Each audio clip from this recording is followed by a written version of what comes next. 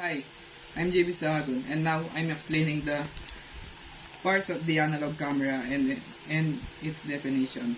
First is the shutter speed ISO. Shutter speed ISO controls how long the shutter stays open. And yung ISO po, nagre-refer po siya sa film sensitivity to light. And second is the film speed window. Film speed window naman po ay display the ISO film sensitivity value of the loaded film. And third po is the shutter release button. Shutter release button that triggers the shutter to take a photo. And fourth po is the film advance lever. Film advance lever moves the film to the next frame after a shot. And next po is the multiple exposure lever. Multiple exposure levers allow the multiple exposure on the same frame of the film. Next po is the frame counter. Frame counter naman po is shows the number of frames used of remaining.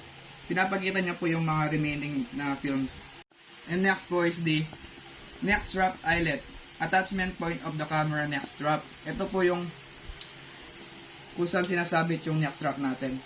And 8 po is the depth of field preview lever. Depth of field preview lever lets you preview the depth of field before taking a shot. And next po is the hand grip. Hand grip po is a part of a camera designed for easy handling grip. And next po is the self-time lever. Self-time lever naman po is delays the shutter release for self-time photography. And next naman po is the aperture ring. Aperture ring naman po is kinokontrol niya po yung size ng lens upang mag-regulate ng light of and depth of field. And next naman po is the distance scale. Distance scale naman po indicates the distance of the lens is focused at in feet or meters. And next po is the focusing ring. Focusing ring naman po, ginagamit po siya to manually adjust the lens focus. And next po is the hot shoe. Ang hot shoe naman po, mounting the point of external accessory like flash. Dito po nilalagay yung mga external accessories like flash. And next po is the film rewind crank. Film rewind crank used to rewind the film back into the canister. And next naman po is the film rewind knob. Film rewind knob helps rewind the film and can open the back of the camera. And second to the last naman po is the exposure measurement button. Exposure measurement button activates the camera's light meter to measure exposure. And lastly po is the lens release button. Lens release button detaches the lens from the camera body. Next, I will explain the back of the analog camera. First is the film guide rails. Film guide rails grooves inside the camera that keep the film flat and aligned as it moves through the camera. Second is the rewind fork. Rewind fork, a metal that engages with the film cartridge spool allowing the film to be rewound. Third is the film cartridge. Film cartridge, a light tight container that holds the film for exposure inside the camera. Ito po yung umawak sa film. And next po is the battery chamber lid. Battery chamber lid, the cover that secures the camera batteries, often located at the bottom or side. Next po is the viewfinder. Viewfinder, the window you look through the frame and compose your shot. Ito po yung window kung saan mo tinitignan kung maayos po ba yung angle ng kukuhanan mo. Next naman po is the film sprocket. Film sprocket is small holes along the edge of the film that engage with the camera gears to advance the film properly. Next is the film takeoff spool. Film takeoff spool, the routing spool where exposed film is wound as you advance the film after each shot. Next po is the Film rewind button. Film rewind button naman po ay a button that allows you to disengage the film, advanced mechanism, so you can rewind the film back into the cartridge. Next po is the tripod socket. Tripod socket, a thread hole on the camera bottom for monitoring the mounting the camera onto a tripod. Ito naman po kung saan po nilalagay yung tripod. And next po is the film cartridge confirmation window. Film cartridge confirmation window, a small transparent window on the back of some cameras to see whether a film cartridge is loaded. Second to the last po is the film pressure plate. Film pressure plate, a flat spring-loaded plate that presses the film against the guide rails to ensure it stays flat while being exposed. And last po is the camera back, the rear door of the camera that opens to allow loading and unloading of film. And now, I will explain the front of the digital camera. First is the built-in flash. A small built-in light source used to illuminate subject in low light. Second is the flash button. Flash button activates the flash or adjusts the settings. And third is the bracketing button. Bracketing button used to multiple shots with different exposure settings. And fourth is the infrared receiver front. Infrared receiver front receives signals from infrared remote control. And next is the mountaining mark. Mountaining mark indicates where to align the lens when attaching it to a camera body. And next is the built-in microphone. Built-in microphone captures audio while recording. And next is the lens release button. The lens release buttons press to detect the lens from the camera body. Ito po yung pag pinindot maalis po yung lens, mahiwalay po siya sa body. And next po is the connector cover. Connector cover protects various input-output connectors from dust and damage. And next po is the cover for accessory, terminal, and external microphone. Ito naman po ay pinoprotect niya po yung ports for attaching accessories and external microphone. And next po is the AF mode button. AF mode button po switches between different autofocus modes. And next po is the focus mode selector. Focus mode selector po toggles between autofocus and manual focus. And next po is the meter coupling lever.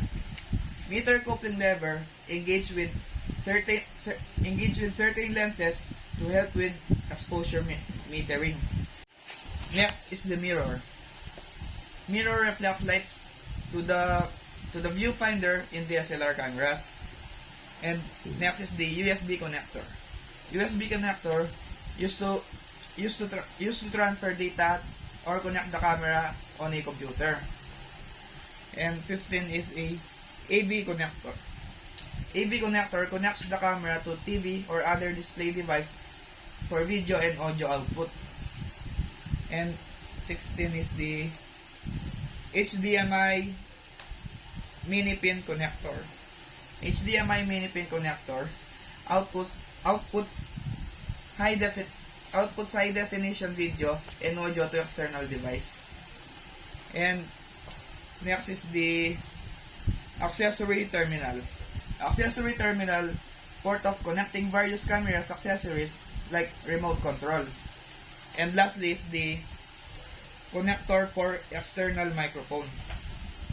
Connector for external microphone, a dedicated port to attach the external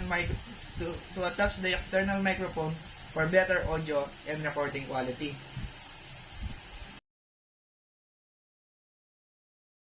And now, I will explain the parts of the back of the digital camera. First is the rubber eye cap. Rubber eye cap, a cushion attachment around the viewfinder that provides comfort and prevents light from entering, allowing for a clearer view and composing shots. Second is the delete button. Delete button, a button used to remove select image or videos from the camera memory. And third is the playback button. Playback button, a button that allows user to view previously taken photos and videos. And next is the monitor. Monitor, the LCD screen on the back of the camera that displays image, settings, menus, often used for composing shots and live view. And next is the menu button. Menu button, a button that opens the camera menu system, allowing user to adjust setting and preferences. Next is the white balance button. A white balance button, a button that enables user to adjust the camera color, temperature, setting to ensure accurate color production under the various lighting conditions.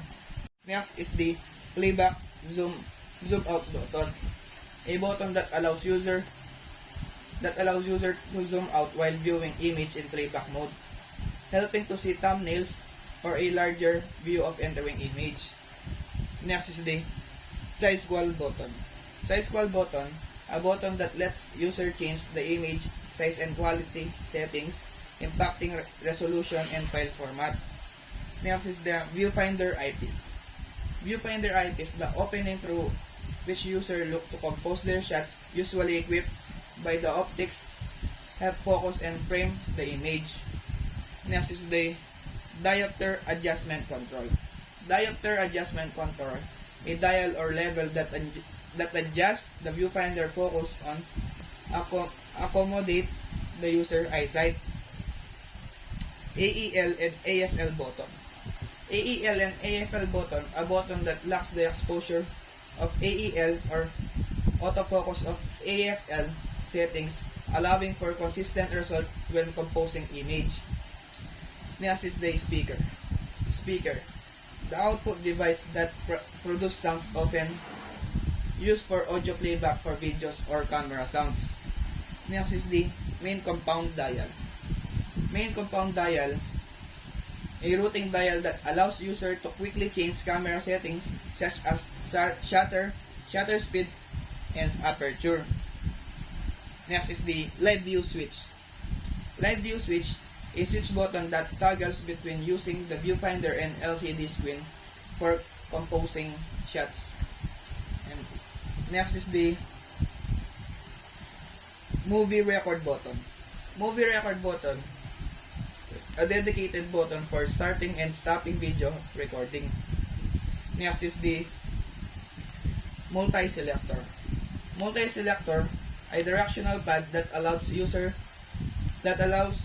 to navigate through menus and select options easily.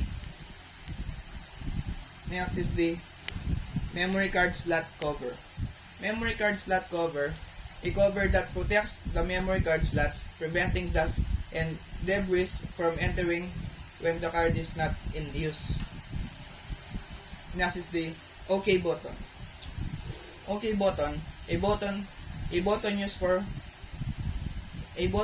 confirm selection mode in the camera's menu settings. And next is the infrared receiver wear. Infrared receiver wear, a sensor on the back of the camera that detects signals from remote controls for triggering the shutter or adjusting setting.